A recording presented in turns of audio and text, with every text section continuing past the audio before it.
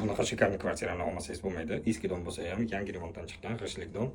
Eng qizig'i, sentralniy ko'cha, Mirzo Ulug'bek ko'chasida shunday yo'lda ustidagi dom.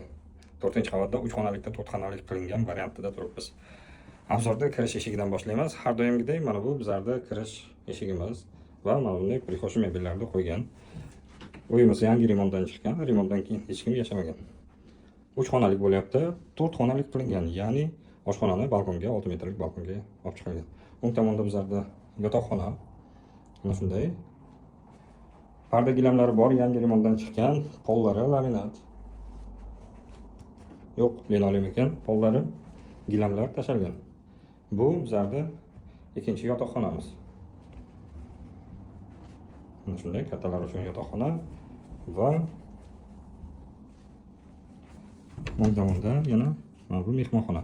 Mehmonxonadan 6 metrlik balkonga chiqiladi. Mana shunday ajoyib mehmonxona. Qandillari ham bir chiroyli tanlangan. Va mehmonxonadan 6 metrlik balkonga chiqsa bo'ladi. Mana shu 6 metrlik balkon va bu yerda oshxonani joylashtirilgan. Bemalol mana bu yerda uголок qo'yib, oshxonani shu yerda o'tirib ovqatlanadigan joy sharoit qilsa bo'ladi. Va mana shu eski oshxona joyi. Eski oshxonaning joyi ham bitta bolalar uchun yotoqxona sifatida ishlatsa bo'ladi. Yuvinish xonalari va hojatxona alohida. Mana shu yuvinish xonamiz to'liq kafeda. Va hojatxona.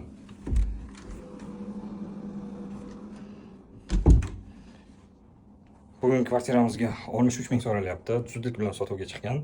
Kimga qiziq bo'lsa, pastdagi raqamlarga zudlik bilan telefon qilamiz. Hammaga rahmat, hammaga chiroyli va fayzli uylar nasib qilsin.